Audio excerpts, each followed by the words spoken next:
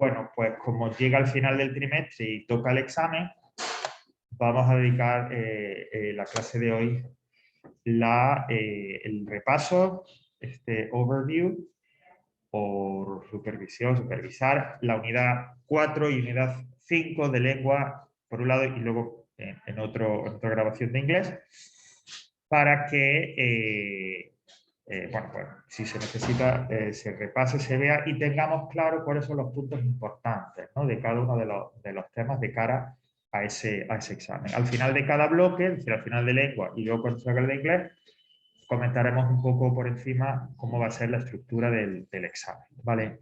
Bueno, pues vamos a empezar con el tema 4. Y digo, en esta ocasión, en este trimestre, tenemos esa diferencia de que solo tenemos dos temas. En el caso de lengua, tema 4 y tema 5. Lengua, como siempre, ya sabéis, estructurada en esos tres apartados. En el caso del tema 4, el primer apartado, el texto, tipología textual, en este caso nos centrábamos en el argumento, el texto argumentativo.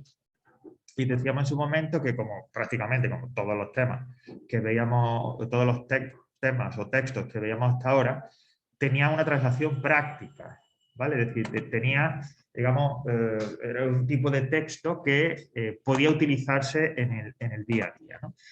De los aspectos más importantes, o que resaltar, bueno, pues hablando un poco así, en plan un poco más coloquial, decíamos que el texto argumentativo era aquel texto en el cual, oral o escrito, siempre eso intento que quede un poco, claro, oral o escrito, donde se expresa una opinión sobre el tema que sea y se dan una serie de ideas o argumentos que apoyan ese tema, ¿no? Esos argumentos, esas ideas, aparte de mencionarlas y enunciarlas, decíamos, pues se llenan de contenido, se explican, se dan ejemplos, se dan estadísticas, pueden utilizarse experiencias personales, pero la idea siempre era la misma: expresar una opinión sobre un tema concreto, que se indica, o sea, se indica primero el tema que es, expreso mi opinión y luego doy argumentos apoyando esa opinión, ¿vale? Básicamente era así. Vimos que había dos tipos de texto argumentativo, el sobre hechos y sobre opiniones. Nosotros, en el que nos centrábamos, porque corresponde un poco a esta definición que acabo de dar, era la argumentación sobre opinión. La argumentación sobre hechos era simplemente en el que había un hecho ya establecido y los argumentos que se aportaban era para demostrar ese hecho ya establecido, ¿no? Para demostrar que ese hecho establecido era verdad. Por ejemplo, un experimento científico, cómo se ha llegado a ese experimento, o en la demostración en un juicio de un crimen, ¿no? ¿Por qué sé yo que esa persona ha matado a esa víctima, ¿no? Y en el tribunal, en el juicio, se exponían los hechos que demostraban que esa persona había asesinado al otro. Esa argumentación sobre hechos, decíamos, no nos interesaba. Nos interesaba la argumentación sobre opinión. Decíamos que este texto, los textos argumentativos, dado que yo expreso una opinión apoyada por argumentos, eran textos que tienen un gran componente, bueno, tienen un componente subjetivo, pero también un gran componente de persuasión. Es decir, la idea era, el objetivo último, como veis ahí, era intentar convencer al que me escucha o al que me lee de que esa opinión que yo tengo es la verdadera, es la buena, ¿no? Ese es el objetivo último y el objetivo ideal, que después de dar mi opinión y los argumentos que la apoyan, sean la otra persona que leo o escucha se quede convencida. Decíamos que tenía un componente también muy subjetivo, ¿no? Porque, bueno, la opinión que yo tenga, como decimos siempre, es una opinión personal. Y yo utilizo, a la hora de defender esa opinión personal, puedo utilizar argumentos objetivos que den peso y fuerza, pero también otro tipo de argumentos más subjetivos e irracionales, más personales e irracionales. Hablábamos de creencias religiosas, hablábamos de prejuicios, hablábamos de ideas concebidas, preconcebidas, etcétera, etcétera, ¿no? Porque el hecho de tener una opinión y defenderla, como digo, tiene un componente subjetivo bastante fuerte, de implicación, incluso de implicación personal, ¿no? Claro está, cuanto más objetivo, es decir, cuanto más serios y objetivos sean los argumentos que utilicemos, más fuerza va a tener nuestra opinión y por lo tanto más fácil será convencer al que nos escucha o al que nos lee. Pero bueno, ya veíamos que en ese elemento o en ese cajón desastre que eran los argumentos, cabía un poco de todo, siempre que justificaran y apoyaran nuestra opinión, ¿vale? Luego hablamos de una serie de elementos que había que tener en cuenta también, bueno, lo de la función apelativa, es decir, llamar la atención a alguien. Había que tener en cuenta también a la hora de presentar mi opinión y los argumentos a quién los dirigía, ¿no? Quién eran los destinatarios, si es una persona, si es un auditorio, lógicamente, ¿no? Porque situaciones comunicativas, en cuanto a los textos argumentativos, las que se podían presentar eran variadas, ¿no? Pero resumíamos, ¿no? Las concentrábamos en dos, lo que llevaban textos bilaterales y unilaterales, fundamentalmente. Cuando nosotros llevábamos a cabo, exponíamos, hacíamos un texto argumentativo en grupo, es decir, cuando teníamos al interlocutor o los interlocutores justo delante de nosotros, estaban presentes y por lo tanto esa presentación de argumentos era se quedaba inmerso en una especie de debate, ¿sí? Porque había una interacción entre la opinión que yo presentaba y los argumentos con la cual la apoyaba y cómo esos destinatarios, esos receptores, ¿vale? A su vez, una vez escuchado, una vez recibida mi opinión y mis argumentos, podían también expresar los suyos. Por eso decíamos que en esa situación bilateral, en el que hay una interacción, en el que yo expreso mi opinión y mis argumentos, pero hay otra persona que al escuchar los míos los rebate y expresa su opinión y sus argumentos, era realmente la situación mejor o más viva para la realización de los textos argumentativos. Luego también teníamos la otra situación, que eran los textos unilaterales, en donde ahí alguien exponía su opinión y su argumento sobre un tema, pero no podía haber una opinión inmediata, porque normalmente esa argumentación, esa opinión y esa argumentación se exponían a través de un ensayo, o de un libro, o de un texto, ¿no? Con lo cual la respuesta, si la había, era mucho más tardía y no era inmediata, no había ese tipo de interacción que sí lo hay con el texto bilateral. Bueno, en cuanto a la estructura, decíamos que a diferencia de otros textos, los textos argumentativos eran muy libres, es decir, no tenía por qué someteros a la hora de escribir un texto a una estructura fija. Lo que sí es verdad que tenía que haber dos elementos siempre, que era la tesis, es decir, la opinión. Yo expresaba mi opinión sobre el tema, al principio, en medio, al final, como quisiera la podía repetir varias veces. Y el cuerpo argumentativo, es decir, los argumentos, las ideas con las cuales yo apoyaba esa idea, esa tesis, esa opinión, ¿no? Y que podía ser también muy variado, ¿no? Cierto es que normalmente, de forma consciente y de forma inconsciente, aunque, insisto, no hay una estructura fija en cuanto a la presentación de los textos argumentativos, sí es cierto que se distribuía normalmente de dos formas, o bien de la forma inductiva o deductiva, ¿no? En la forma inductiva era en el que se exponía el tema y la opinión y yo daba mi argumento, perdón, al contrario, en el que se exponía, digamos, una serie de argumentos y de ideas. Había un tema, se exponía una serie de argumentos y ideas y al final llegábamos a una opinión concreta, es de lo particular a lo general, y el procedimiento deductivo, que es al revés, en el que yo expongo una idea, decir mi opinión, y a partir de ahí desgrano toda una serie de argumentos e ideas que apoyan esa opinión, ¿no? Esos dos, procedimiento inductivo y deductivo, de forma inconsciente, y así, por ejemplo, cuando hiciste el ejercicio obligatorio sobre la argumentación, así pasó, nuestra mente organiza un texto argumentativo, ¿vale? Pero, insisto, hay libertad. ¿Que alguien quiere un sistema, una estructura establecida? Bueno, pues también se le ofrecía, ¿no? En donde había una introducción, se presentaba el problema, se intentaba un poco ahí captar la atención, en el que la exposición se exponía la opinión, la argumentación se daban los argumentos, las ideas que apoyaban esa opinión, ¿no? Que podían ser, como decían ahí, en cadena, es decir, exponía un argumento apoyando una opinión y el siguiente se deducía del anterior, exponía otro y el siguiente se deducía del anterior, o sea, venían encadenados, se sucedían uno con otro. O bien uno detrás de otro, sí, por adición, ¿no? Y si tenía 4 argumentos, pues primero uno, luego otro y tal, 4, ¿no? Y todos estaban, digamos, como digo, uno detrás de otro, expuestos, añadidos uno detrás de otro. Y por último, la conclusión, donde normalmente se volvía a repetir, se volvía a indicar esa opinión que yo tenía y se cerraba un poco, bueno, pues dando alguna idea o resumiendo un poco el porqué, la idea fundamental de por qué estaba de acuerdo con esa opinión, o bien cerraba con algún otro tipo de indicación, de recomendación acerca de ese tema. Y por último vimos los tipos de argumentos, es decir, qué tipo de ideas puedo yo utilizar para apoyar mi opinión. Decíamos los argumentos objetivos, que eran aquellos hechos, ideas, explicaciones que, como su nombre indica, eran objetivos, es decir, no eran susceptibles de duda, eran tal cual, eran hechos. Entonces decía, por ejemplo, las estadísticas, los datos, los estudios están aquí, porque son argumentos que presentan hechos objetivos, que son ciertos, como decía ahí, y que por lo tanto no dan lugar a dudas, y que por lo tanto daban mucha fuerza al discurso. Los llamados argumentos racionales, aquellos que tenían que ver un poco con la... Hola, ¿qué tal?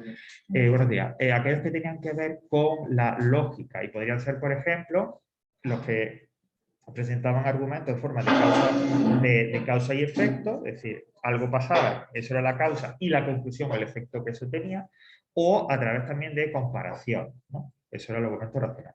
Los argumentos de autoridad cuando, como su nombre indica, acudíamos a una autoridad de prestigio, literaria, científica, política, etcétera, etcétera, y lo citábamos, lo referíamos y eso le da también fuerza a nuestra opinión. Y por último, los argumentos afectivos, que en su momento comenté que para mí eran los que daban más fuerza porque apelan a las emociones, a los sentimientos, a la parte más irracional en ese sentido del que leo, del que escucha, ¿no? Y al no ser irracionales, al ser afectivos, no hay discusión posible, son así y tal, ¿no? Por lo tanto, le da mucha fuerza a esa opinión, ¿no? Es decir, el movilizar, el mover esos sentimientos, esas emociones, daba mucha fuerza a la opinión que tú estuvieras escribiendo. Y por último, a los aspectos más lingüísticos que también, lógicamente, nos sirven como recomendación a la hora de escribir un texto, y es que, bueno, pues, lógicamente, en general, tiene que estar bien escrito, lógicamente, y tiene que estar escrito de tal manera que tú creas en esa opinión y en los argumentos que pones para convencer y persuadir a la otra persona. Que tiene que ser coherente, es decir, que tiene que tener sentido. Y todos los que habéis escrito, ¿no? Que habéis participado en lo de la ejercicio obligatorio en su momento, eran textos, muy buenos textos además, que con opiniones defendidas bien, ¿no? Es decir, que tenga un principio, que tenga un final, que se entienda tu idea, etcétera, etcétera. Que sea claro, es decir, que no te andes por las ramas, que si yo estoy a favor del aborto o estoy en contra del aborto, quede claro por qué estás a favor o por qué estás en contra, ¿no? Por eso a veces el ser sencillo, no ser simple, sino el ser sencillo, el exponer claramente lo que yo creo, lo que pienso, está bien, ¿no? Claro, la claridad implica también que haya orden, ¿vale? Que esté ordenado, de la manera que sea, pero que esté ordenado en la presentación de argumentos, ¿no? Porque al final todo va lo mismo, a que se entienda. Que si es posible, pienses también, como dice, en la influencia afectiva, es decir, en mover de alguna manera al que lee, ¿no? En apelar a alguna emoción o algún sentimiento hacia aquel que lee. Y para eso se pueden utilizar figuras retóricas, comparaciones, exclamaciones, etcétera, etcétera, etcétera.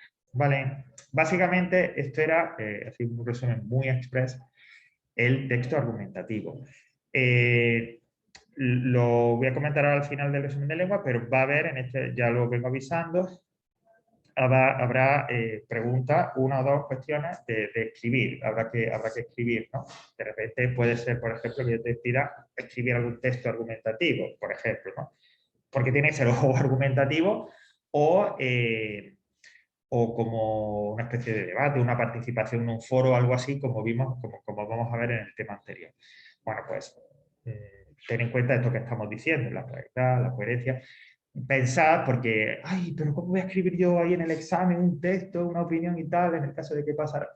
Pensar en una cosa, cumpliendo esto que digo, que sea claro, que sea coherente, etcétera, no hay una estructura, sino tú expresa tu opinión y da los argumentos, ¿vale?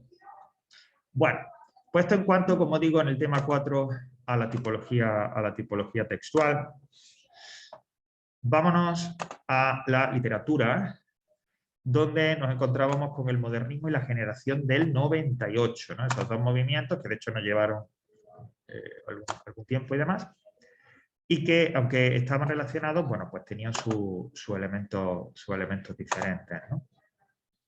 Bueno, lo que sí, hubo un contexto, el contexto histórico y social, ¿no? Que rápidamente era un contexto de crisis a todos los niveles, crisis general, sobre todo en España, ¿no? También en Europa, porque, bueno, todo el siglo XIX y final del siglo XIX son un siglo muy convulso de revoluciones, de levantamientos, de guerras, etcétera, etcétera, como casi siempre en la historia de la humanidad. Pero en el caso concreto de España, se produjo en 1898, ¿no? el fin efectivo, material y mental, que es importante, del imperio, ¿no? Fue en una guerra con Estados Unidos, provocada por Estados Unidos, según se dice y tal, una de las teorías, en donde en esa guerra se pierde Cuba y se pierde Filipinas y Puerto Rico, ¿no? Que son las tres últimas colonias que nos quedaban. En ese momento decíamos que la crisis es como un jarro de agua fría sobre España, porque la gente se da cuenta que ya España hacía muchísimo tiempo que había dejado de ser esa gran potencia, ese gran país que contaba en la política internacional y que la gente seguía creyendo que era. Y entonces ahora la gente abre los ojos a la realidad de crisis total y de decadencia más absoluta a nivel, como digo, material, económico, a nivel de político, a nivel social, a nivel moral, de degradación que existe en la sociedad. En cuanto al contexto mundial, pues ya digo, finales del 19 supone imperialismo, los choques entre las grandes potencias imperiales que llevarán en su momento a la Primera Guerra Mundial y también ya los inicios de los aspectos, ¿no? que llevarán también en Rusia al principio del siglo XX a la Revolución Rusa y ese cambio total en el paradigma geopolítico, ¿no? Con la erupción de esa ideología nueva, que es el socialismo, el comunismo, y que llevará a estos cambios que tan importantes durante todo el siglo XX. Y en general, no solo en España, sino en el mundo, sobre todo en Europa, quizás no tanto en Estados Unidos. Los estadounidenses se caracterizan, una de las cosas que tienen es que son gente muy optimista, incluso hoy en día, ¿no? Si alguien conoce, tiene un amigo estadounidense y demás, no sé, de repente es un profesor de lengua y te dice, me voy a montar un concesionario de coches, y a los meses tiene un concesionario de coches, ¿no? Quiere decir, gente muy optimista siempre cree dispuesta a todo. En cambio, en Europa, en esta época en concreto, hay una atmósfera de mucho pesimismo entre la gente, porque todo ese progreso, esa esperanza tan grande que la revolución industrial, los avances científicos habían traído, ¿no? Durante el 19, viendo ahora qué han llevado, pues han llevado a que, por ejemplo, el desarrollo militar y que se produzca esta guerra tan terrible, han llevado a que las teorías, digamos, o la mejora social no se ha producido, hay más pobreza, ha llevado a enfrentamientos entre naciones, etcétera, etcétera. Es decir, esos beneficios sociales, políticos, económicos no lo han traído. Y entonces la gente está muy desesperanzada porque no ve solución y por lo tanto hay un ambiente de rechazo, de reacción en contra hacia toda esa teoría, hacia el racionalismo, hacia el realismo, etcétera, etcétera. Eso lleva, ese rechazo hacia esa realidad, hola Ismael, bienvenido, hacia esa racionalidad, digamos, Buenos días. lleva a que en la literatura y en el arte la gente reaccione de dos maneras, o enfrentándola para cambiarla o escapando de ella. El modernismo opta por esta segunda, por el escape a otras realidades, a otros mundos, porque si os decíamos que el modernismo, que como dice, esa ruptura total con el realismo, lo que quiere es la creación de la belleza y de la imaginación, basarse para crear la literatura en la belleza y la imaginación. Ese es el valor supremo para los modernos. ¿Vale? Y fundamentalmente hablábamos de modernismo militante y el asimilado, da igual. El nuestro, lo importante era el modernismo militante. El asimilado, de hecho, no lo tratábamos, era como más melancólico, más relacionado con elementos filosóficos, pero el militante era el modernismo, digamos, prototípico, el que cuando alguien habla de modernismo se le viene a la cabeza, ¿no? Que es este modernismo visual, sensual, exagerado, ornamental, de decoración, ¿no? En el que lo que prima sobre todo era la forma, la belleza de esa forma, crear una literatura que provoque belleza, que esté basada en la imaginación y que transporte al que lee a otros mundos, porque la verdad, la realidad es horrible, ¿no? Horrible como para ellos. Esa es la idea fundamental, ¿no? Y eso es lo que busca y lo que pretende y el objetivo del modernismo, crear, o sea, basarse en la belleza, en la imaginación para crear esos mundos, ¿no?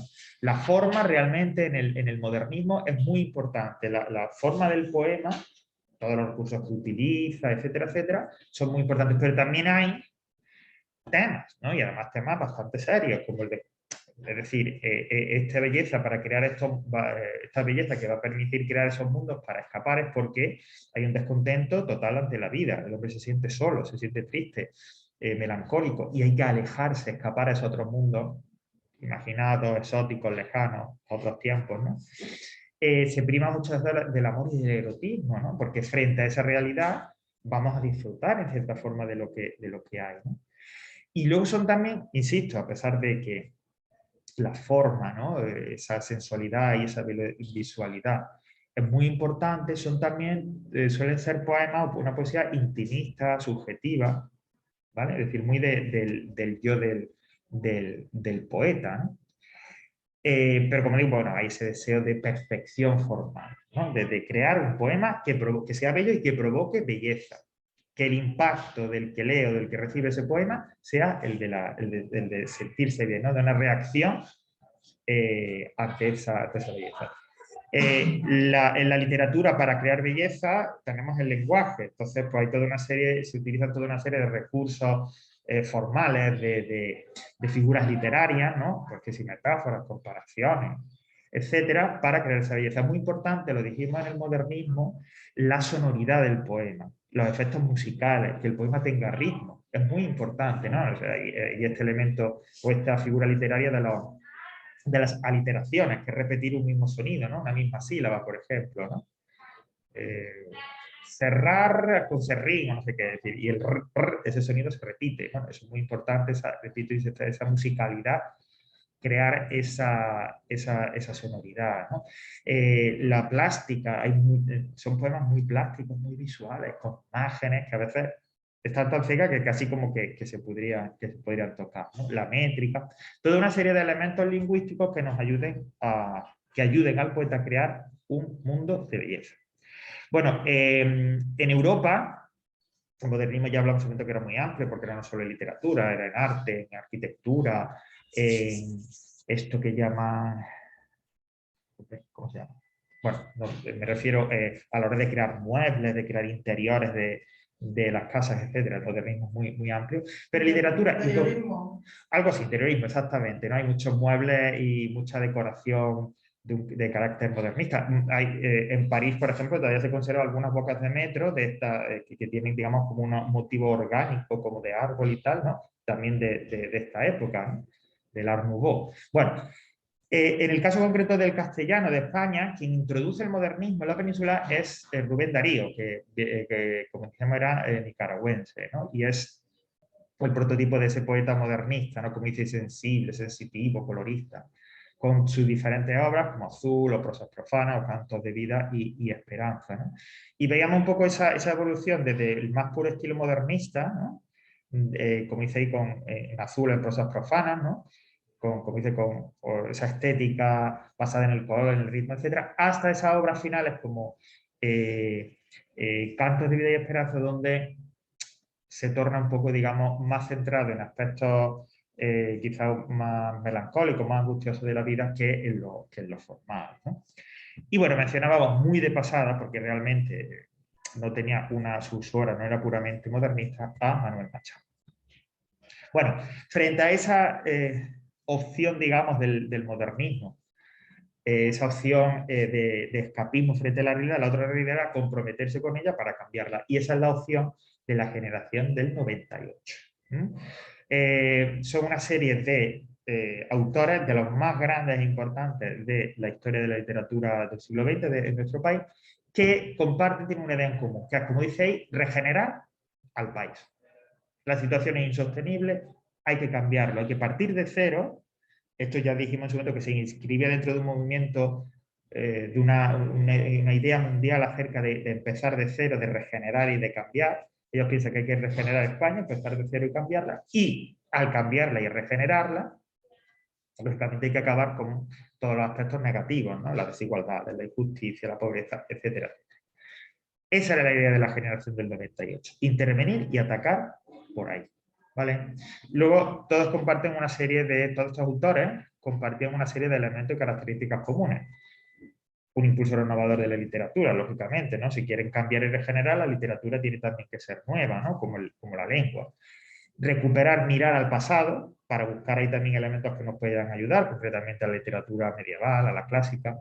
Un elemento muy importante, el paisaje nacional, los campos estos de Castilla que decíamos sobre todo, como símbolo, como metáfora de cuál es la situación actual, porque digamos, esos campos desiertos, eriales y tal, pero a la vez como de lo que pueda venir, es decir, como esa plataforma a partir de la cual se puede construir y hacer algo nuevo, ¿no? Y lógicamente, pues una actitud reflexiva, es decir, que en el que se reflexiona, se piensa sobre toda una serie de temas, ¿no? El tiempo, la soledad, el desengaño, el sensualismo, es decir, toda una serie de temas que además vienen provocados también no solo por las individualidades de los poetas, sino por la situación en sí. Decíamos que cubrían un poco diferentes géneros, novela, poesía, ensayo, un poco estaban cubiertos. Y como veis, tenéis toda una nómina ahí de grandes autores, ¿no?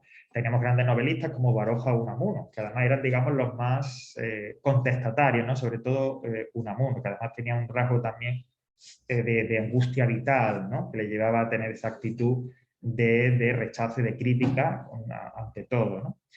Eran los grandes novelistas, como digo, Baroja y Unamuno, pero también tenemos ensayistas como Maeztu o también, por ejemplo, Azorín, que Azorín la novela, poesía y también crónica periodística.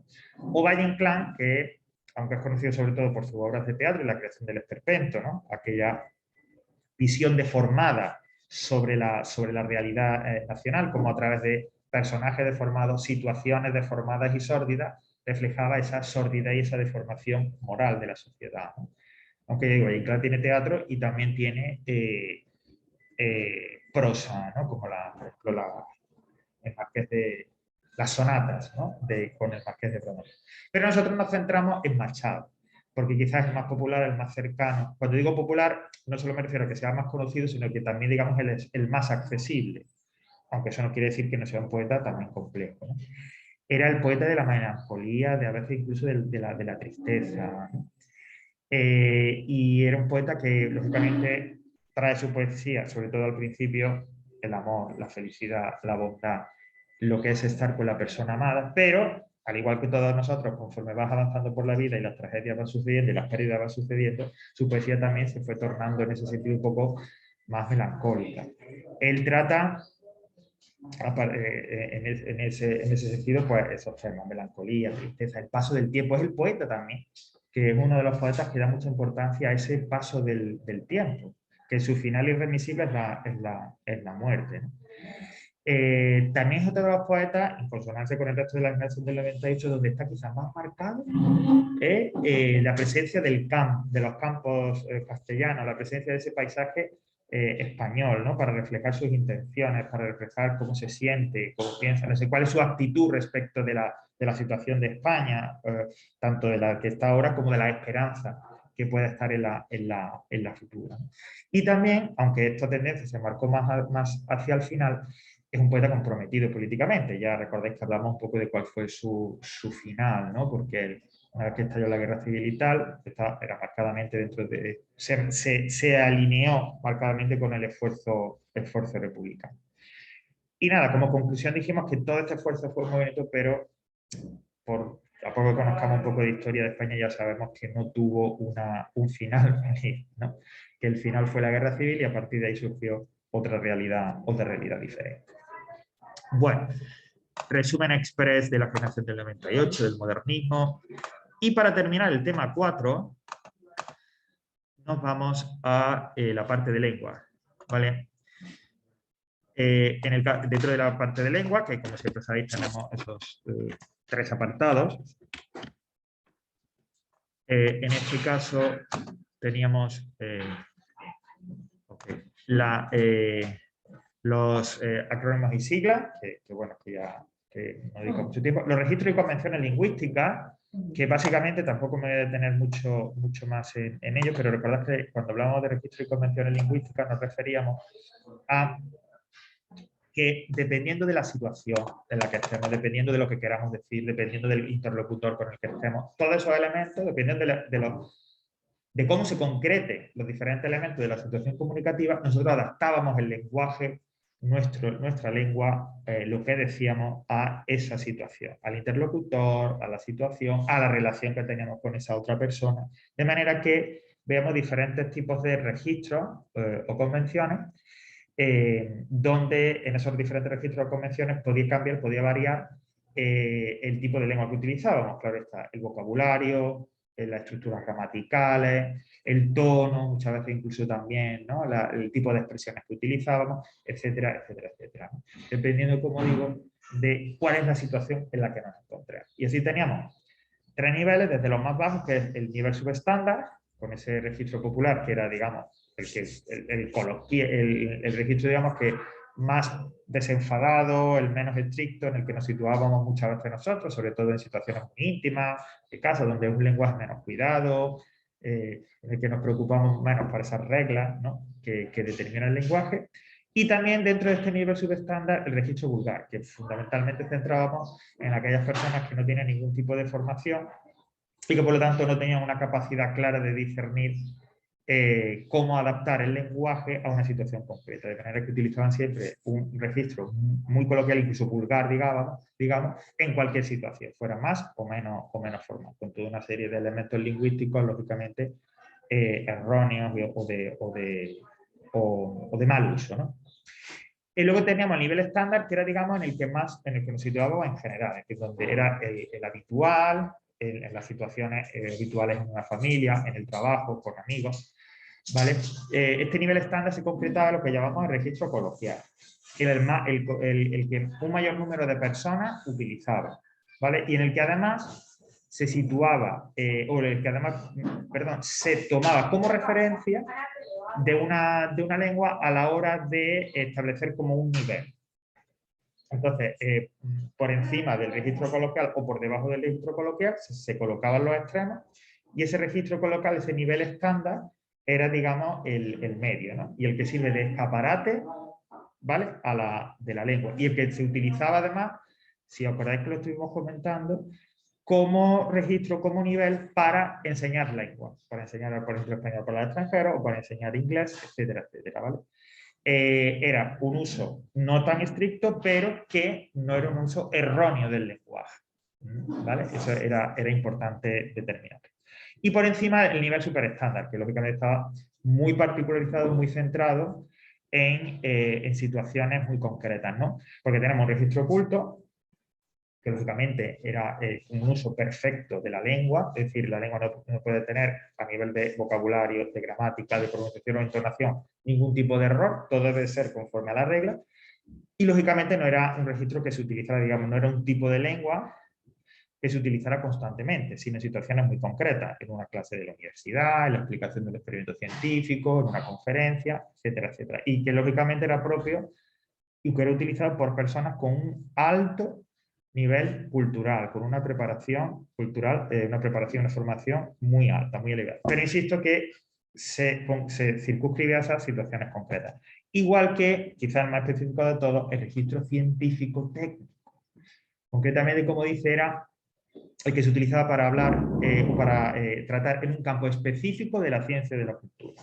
Es decir, este ni siquiera trasciende trasciende, digamos, el ámbito de esa ciencia o de esa disciplina científica o cultural, ¿no? Por lo tanto, solo lo utilizaban los iniciados en ese campo. Había términos muy específicos, aunque a veces algunos términos pasaban, digamos, a la lengua común, ¿vale? Y pues como digo, era muy concreto, muy concreto. Entonces, porque se reducía, ¿no? Incluyendo, hablando de jergas o de lenguas específicas, se reducía al ámbito de esa disciplina científica o de esa disciplina o ciencia, o de esa disciplina cultural, ¿no? Y más o menos aquí esto en cuanto a los, completábamos en cuanto a los registros. Vale.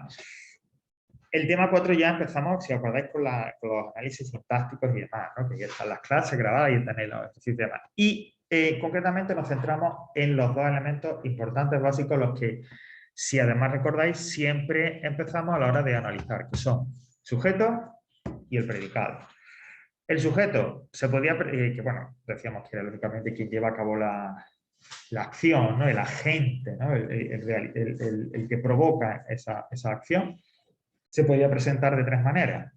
Como sujeto expreso, ¿vale? Entonces, cuando estaba presente en la oración, era un sintagma nominal, con un pronombre o un sustantivo como núcleo, que concordaba en género y número y persona con el verbo, y normalmente va al principio, aunque recordad, esto es importante, no era obligatorio.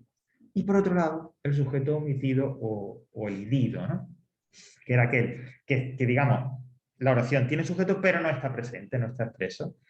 Tiene las mismas características, al concordar con número y persona con el verbo, podía deducirlo a partir del verbo, y recordad que se indicaba, como ya sabéis, con S.O y un pronombre que representaba a la persona gramatical correspondiente a la forma verbal que se estuviera utilizando. Y el sujeto cero, que es el no sujeto, porque correspondía a aquellas oraciones impersonales, donde no hay un agente, no hay nada, ni nadie, al que se pueda achacar como responsable de llevar a cabo la acción.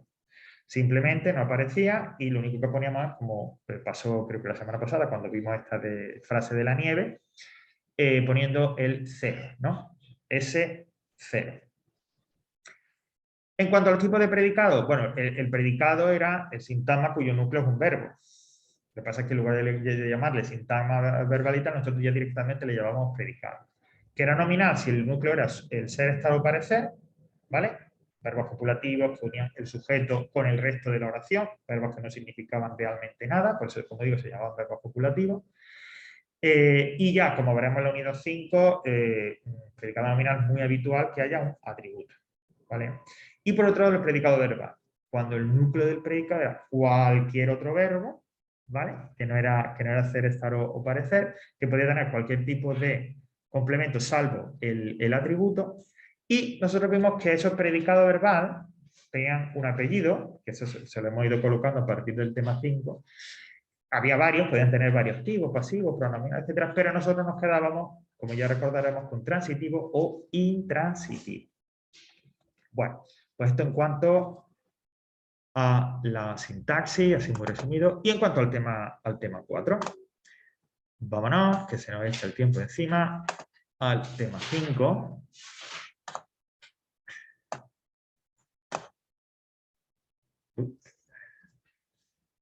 Igual. Bueno, de la tipología textual, esto no me voy a detener, porque si lo habéis hecho un vistazo y demás, así lo habéis hecho un vistazo, porque luego habéis participado en el foro, los que habéis hecho la actividad obligatoria y tal, no descubre nada nuevo, simplemente que revisar un poco cuáles son esos nuevos formatos, los blogs, las redes sociales, el debate, muchas veces centrado en una de las características que sí que a veces se repiten es que son formatos cortos, ¿no? Es decir, tanto un blog como mensaje en un foro, como mensaje en una red social, por ejemplo Twitter, que sabéis que tiene un número de caracteres limitado, 145, no puede escribir más de 145 letras. Eso sí que es una de las características, ¿no? Suelen ser estilos muy directos, muy digamos, vacíos de cualquier tipo de ornamentación, cualquier tipo de palabras o ideas superfluas, se va un poco al grano. Eso sí que es una de las características propias de los textos de internet, de los blogs, de las redes sociales y tal, ¿vale? Bueno, pues tenemos eso en cuenta. Y pasamos a la literatura, al novecentismo y las vanguardias. Bueno, decíamos que, de hecho, no, en el caso de la literatura no había contexto, no empezamos con contexto histórico porque era el mismo del tema anterior, es decir, esa crisis de final del 19, principios del 20 en Europa y concretamente en España, de situación de decadencia y de ruina total, ¿no? El novecentismo, que también se le llama grupo o generación del 14 o grupo de los novecentistas, ¿vale? Que como veis, bueno, hay toda una serie de autores en diferentes géneros. también pretendía un poco lo mismo, es decir, pretenden trabajar, luchar por la regeneración, por el cambio del país a través de sus escritos, pero lo van a hacer desde perspectivas y desde ideas diferentes de la generación del 98, ¿vale? Recordad que dijimos que ellos, esta gente esta gente, qué respetuoso, estos autores del novecentismo, no se consideraban literatos, ellos eran intelectuales, médicos, por ejemplo, era importante que vimos médicos, filósofos, etcétera, que escribían, pero no era su dedicación principal el ser escritores, ¿no? Era toda gente muy formada, todas personas muy formadas, una formación intelectual, de hecho, salieron al extranjero precisamente para formarse. Y al salir al extranjero, muchos de ellos volvieron a España con la idea de que era fuera, es decir, en esos otros países más avanzados, más desarrollados, en el contacto y la interacción con gente de otros países donde podía estar parte de la solución para regenerar España. Por eso era, como dice, autores cosmopolitas, autores muy conectados con Europa y con las corrientes culturales que venían de Europa. Y eso también es lo que pretendían traer aquí a España, ¿no? Pretenden una obra literaria que sea perfecta, no son sentimentales, es decir, cuando no quiere decir que no sean poemas o escriban obras con cierta emoción, sino que no se detienen, digamos, en un amor de, como decíamos, te doy la flor porque es la rosa de mi vida o tal. Y por supuesto hay una voluntad clara de innovación, de crear algo nuevo y diferente. Hemos visto al principio, cuando hablábamos un poco de las nóminas de autores, de los diferentes géneros que había. Pero nosotros nos centramos con dos autores, Ortega y Gasset en el ensayo y Juan Ramón Jiménez en la poesía. Ortega y Gasset, que tuvo una vida bastante interesante, de movimiento, de que viajó a Europa, se formó en Europa, volvió a España, intentó traer, como hemos dicho, las corrientes culturales y las ideas más innovadoras a nuestro país a través de su editorial o de una publicación como Revista de Occidente, etcétera, etcétera. Era sobre todo un filósofo. Y a través de la filosofía, él es que va un poco a expresar sus ideas sobre la regeneración de España. Se metió también en política, tuvo que huir, pero luego volvió, después de la Guerra Civil, alineado con posturas más avanzadas de la República, etcétera, etcétera. Pero digo, fundamentalmente es un filósofo, sobre todo. Pero un filósofo que, por ejemplo, él piensa, bueno, antes de decir eso, elaboro la idea. Pero un filósofo que escribió ensayos, pero ensayos que tienen un carácter a veces lírico. Por eso es que es literatura también, porque no es que sus ensayos son simplemente un estudio científico, sino que late ahí una idea poética muchas veces en las formas de expresión de sus ensayos. Él cree o él habla del yo, es decir, que todas las personas somos una conciencia, tenemos una personalidad, nuestra forma de ser, que es el yo, y que esa forma de ser, esa conciencia, se crea, se desarrolla en contacto con otras personas, con otras realidades, con otras situaciones, y todo eso nos forma como personas. Y ellos dicen que precisamente la mejor manera de expresar ese yo es a través de la poesía. O sea, que para él la poesía era muy, muy importante, ¿no? Esa forma de expresar esa conciencia, esa personalidad, era la poesía. Por lo tanto, esta idea filosófica de ese yo que se crea a través de, como digo, la experiencia, del contacto con gente, con realidades, lógicamente también de reflexionar, de pensar, etc. Él dice que es la base para la regeneración de España. ¿Por qué? Porque dice que es la única manera en la que España como nación, como país, podría salvarse es todos estos yo, todas estas personalidades que forman, que viven en España, que son parte del país, se unieran en un propósito común, que sería el propósito, el proyecto de un país, de crear una nación donde se pueda vivir bien, donde no haya injusticia, donde no haya pobreza. ¿Vale? Es decir, es la única manera que todos nos uniéramos en un objetivo común de salvar y regenerar España y acabar con eso que él decía, problemas de España, ¿no? Bueno, ya sabemos un poco, hemos comentado varias veces por dónde acaba esto. Pero esa era la idea, una idea muy interesante de parte de Ortega, ¿no? Que era también además un filósofo con un marcado acento humanista, ¿no? Es decir, muy sensible a las realidades sociales, muy sensible al sufrimiento humano, claro está, y visionario en el sentido de, él ya percibió, como luego también en su momento veremos con Lorca, por dónde iba a venir, o sea, qué era lo que iba a suponer para el ser humano, para la emoción, el sentimiento, para la personalidad de cada ser humano, esta nueva civilización moderna, avanzada, y un poco, digamos, descontrolada y desenfrenada que se veía ya venir en el siglo XX.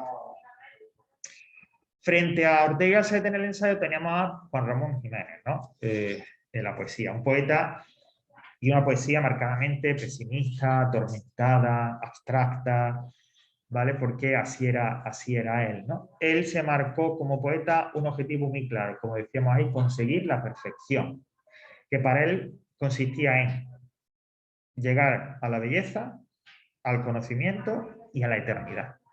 Él creía que a través de la poesía iba a llegar a esos tres objetivos y que de esta manera la poesía sería perfecta y el poeta, que es el autor, el que crea esa poesía, que llega a esos tres objetivos, se convertiría casi que en un dios, porque al fin y al cabo su poesía, el protagonista, como decíamos ahí, era el poeta. Tenía pasó por tres etapas, digamos, ¿no? La llamada poesía sensitiva, donde son poemas con una sensibilidad modernista, ¿no? Y una estética modernista, de colorida, sensual, visual. Y ahí está, por ejemplo, pues Platero y yo, que ya comentamos también. Luego, a partir de su segunda etapa, y así culminará la tercera, hay un cambio total. La poesía se vuelve una poesía hermética, cerrada, difícil de entender, muy, como dice, conceptual, muy intelectual. Desaparece todo rastro de elementos visuales ornamentales, porque él viaja ya, camina hacia una llamada poesía pura, porque él cree en esa poesía pura, en esa poesía, porque él cree que precisamente es en la inteligencia, en lo abstracto, donde se encuentra esa perfección, donde a través de la inteligencia, de lo abstracto, de lo intelectual, no nada de lo visual o de los colores o los ritmos, etcétera, es a través, como digo, de esa abstracción, de esa inteligencia que él puede llegar a la perfección. Y por eso quita de la poesía, desnuda la poesía de todo elemento que él considera accesorio y la deja en una poesía intelectual, ¿no? Una poesía que llamaría pura.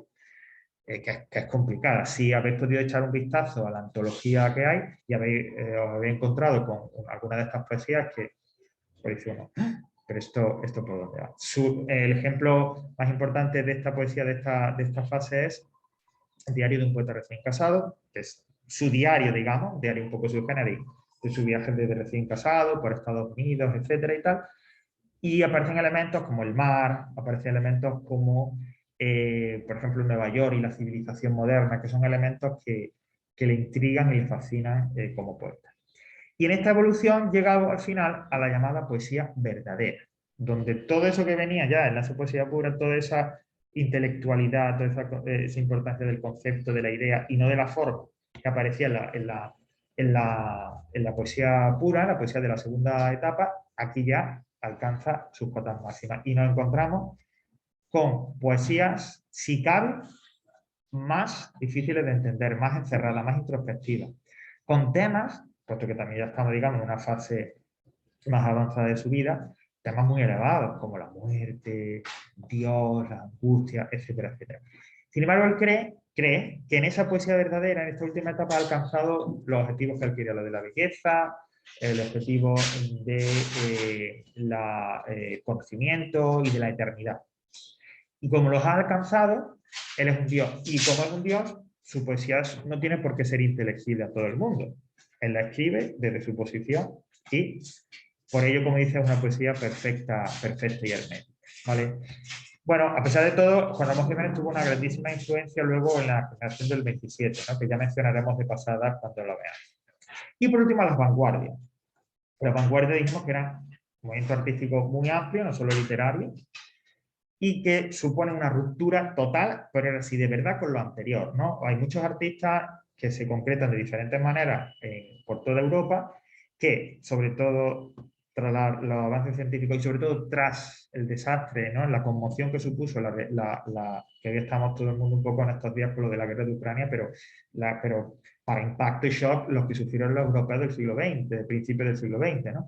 Entonces, después de la terrible guerra que han sufrido, Primera Guerra Mundial, los autores vanguardistas dicen, es que yo no puedo ya contar el mundo ni puedo hablar del mundo de la misma manera. Yo no puedo copiar la realidad, tengo que contar otra cosa diferente, ¿no? Y si hasta ahora la lógica, la razón me ha servido, me voy a lo opuesto. a lo absurdo, a la locura, al desorden, al caos, y ahí nacen las vanguardias, que rompen totalmente. Veamos el futurismo, pues el cubismo, hoy estuvimos hablando del dadaísmo, el surrealismo, que quizá era, digamos, entre comillas, la más popular, ¿no? Y como esa búsqueda de ese inconsciente del ser humano, donde ellos creían que, puesto que en el consciente de la mente no hay reglas, no hay normas, ahí es donde estaba la verdadera personalidad, el verdadero ser del ser humano, y cómo pretenden que a través de una serie de técnicas, de elementos, ¿no? Sacar eso afuera, ¿no? Y hablan del sueño, hablan de la escritura automática, etcétera, etcétera. Es decir, eran como movimientos totalmente rupturistas. Estos sí que eran rupturistas. En el caso de España, porque estos eran sobre todo movimientos que surgieron en Europa, en Centro Europa, en el norte de Europa y tal, donde sí hubo una vanguardia muy activa. En el caso de España, mencionábamos un poco así, casi que de pasada, a Ramón Gómez de la Serna, ¿no? Y esas greguerías, ¿no? Esas frases donde hacía esas comparaciones, donde traía a una misma frase dos elementos que aparentemente entre sí no tenían ningún tipo de relación.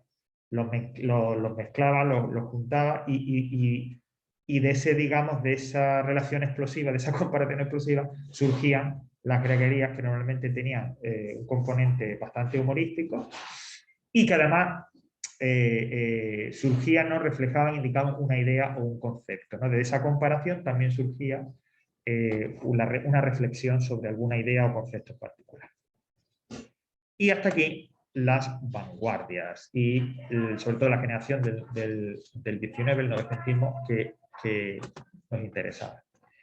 Y por último, para terminar ya el tema 5 y terminar este repaso express que estamos haciendo sobre la lengua, llegamos a la parte última, la sintaxis, ¿no? Básicamente porque en la parte de lengua del tema 5, pues teníamos por un lado los recursos literarios y por otro los parónimos, que ya digo que, bueno, como comenté en su momento, eso es simplemente darle un repaso. En el caso de la ortografía, pues quedarse con la regla ortográfica, y en el caso de los recursos literarios, entender, digamos, ver cuáles son, sobre todo, las figuras retóricas más comunes y sobre todo entenderlas, es decir, que indican cómo se crean. Una metáfora, pues esta comparación, ¿no? La personificación es esto. La sinécdoque, tal, ¿no? Pero no tanto que aprenderlas de memoria, porque, como ya he comentado también varias veces en el examen, si sale algo de esto, se preguntará de tal manera que esté muy guiado y que evite el hecho de aprenderse las cosas de memoria, ¿vale? Sino que sea más bien algo comprensible. Y donde sí nos centramos es precisamente en el análisis sintáctico. Voy a pasar rápidamente porque realmente todo esto del análisis sintáctico, donde se ve bien, donde lo hemos visto bien, más que la teoría, ha sido en la práctica, ¿no? Pero decir que a partir de este tema 5, lo que veíamos eran complementos del predicado, que también, si acordáis ya, el análisis que venimos haciendo de esos complementos, o el análisis en las oraciones con esos complementos, ya no incluyen referencia a sintagmas, sino que simplemente indicamos la función sintáctica, ¿no? Si es complemento directo, indirecto, ¿vale? Ya dejamos de indicar, como sabéis, si se trata de sintagma nominal, de sintagma adjetival, etcétera, etcétera, ¿no? Y nosotros hablábamos de 4 complementos bastante importantes, ¿no? Que son el directo, el indirecto, el atributo y el complemento circunstancial. Complemento directo, recordad, o bien sintagma nominal, referido a un objeto, o bien un sintagma preposicional con la preposición a y un sustantivo referido a una persona, ¿vale? En menos ocasiones, pero también aparecía. Probablemente detrás del verbo se cambiaba, se sustituía por lo, la, los, las, ¿vale? Y solo iba en predicado verbal, es decir, que si aparece un complemento directo, el predicado, como recordáis, era el predicado verbal. Había veces que ocurría que un mismo complemento directo podía aparecer duplicado en una oración. Esto ocurría cuando ese complemento directo se situaba al principio de la oración y en el resto de la oración, para que estuviera bien articulada, aparecía en forma de pronombre. Era el ejemplo de a Emilio lo encontré en el mar. Solamente cuando el complemento directo iba al principio. Este complemento directo que indicaba o un objeto de una persona directamente implicada en por eso lo de directo, en la acción indicada por el verbo. El compañero, el hermano, era el complemento indirecto, que era sobre todo iba a aparecer como un síntoma preposicional con a o para y un sustantivo indicado, se ha referido a persona, y en algunas ocasiones como un pronombre átono, me, te, le, nos, os, se. Era la persona o persona sobre la cual recaía la acción. ¿Qué quiere decir esto? Que el beneficio o el sufrimiento, las consecuencias de la acción llegaban, tenían como destinatario esta persona. Para hacer la prueba, cuando yo identificaba el sintagma y quería hacer la prueba, se podía sustituir por le o les. Y si se sustituía y tenía sentido, es decir, la oración seguía teniendo un sentido completo, era complemento indirecto. O hacer al preguntar también al verbo a quién o para quién, y si se respondía con el sintagma que yo creía que es complemento indirecto, pues confirmábamos que era complemento indirecto. Al igual que el directo, si situaba el principio, luego aparecía doblado a lo largo de la oración, normalmente con un pronombre, ¿vale? A Pilar le tocó la lotería. Y por último, es muy habitual, de hecho en varias de las oraciones que hemos analizado así ha sido, que aparezca complemento directo e indirecto a la vez. Pues eso era así, decíamos que los podíamos sustituir los dos a la vez, el directo por lo, la, los, las, el que fuera, y el indirecto por se. Y si yo digo regalé un libro a la abuela, yo podría decir se lo regalé. ¿Vale? Una cosa que no he comentado antes con el complemento directo, recordad, muy importante que no se nos olvide los análisis o en el análisis. Cuando haya complemento directo, el predicado verbal tiene que ser transitivo. Y si no hay complemento directo, será intransitivo. ¿Vale? Por último, y vamos acabando, el atributo, que era normalmente un sintagma adjetival o un nominal, iba solo en predicado nominal, es decir, cuando el verbo era ser, estar o parecer, e indicaba una cualidad, un aspecto, algo del sujeto. El verbo lo único que hacía era el verbo ser, estar o parecer relacionado el sujeto con el atributo. Y ese sintagma adjetival o nominal que funcionaba como atributo nos decía algo, nos explicaba algo del sujeto. ¿Vale? Ya con eso era suficiente, pero había otras pruebas como sustituirlo por lo, ¿vale? Concordaba en género y número con el sujeto, solo aparece, como digo, en predicado nominal, no se puede eliminar, si lo quitabais y la frase dejaba de tener sentido es que era atributo, ¿vale? Y por último los circunstanciales, que como su nombre indica, representan o hablaban de las circunstancias en las cuales ocurría la acción. Como vimos en su momento, a ver si me deja esto porque todo está... Los complementos circunstanciales indican las circunstancias, como digo, en las que ocurre la acción, cuál es el contexto en el que ocurre la acción. Puede ser cualquier tipo de sintagma, salvo el sintagma verbal, y ahí teníais toda una serie de categorías, ¿no? que ya vimos y analizamos y demás, ¿no? Aunque había unas muy comunes, el de lugar, el de tiempo, el de causa, el de modo, etcétera, etcétera. ¿Vale? E insisto que esto es lo que tenéis que marcar, como ya hemos visto, en los análisis sintácticos, ¿no? Nada de sintagma nominal, nada de, sino simplemente si es directo, indirecto, circunstancial o atributo. Aparte del sujeto, predicado y su número. Y hasta aquí este repaso de Mega Super Express de lengua, ¿no? Bueno, ¿cómo será el examen? ¿Cuál es la estructura del examen? La estructura del examen igual que la del anterior, es decir, dos partes, literatura y lengua, que se evalúan de forma independiente y luego, para sacar la nota total del examen, se hace una media, ¿no? 60-40, 60 la parte de lengua, 40 la parte de literatura. Aunque recordad que hay que llegar mínimo a un 4 para poder hacer la media, ¿no? Si se suspende literatura, como ya ha ocurrido en la primera evaluación, habría que recuperarla, ¿vale? Digo, para que más o menos no nos llevemos a la sorpresa que algunos se llevaron en la primera evaluación. La parte de lengua, pues tendrá, no sé, 5 o 6... ¿Cómo? Sí, sí, la literatura. Sí, sí, sí, sí, sí. Entonces, tendrá, como digo, no sé, son 5 o 6 preguntas.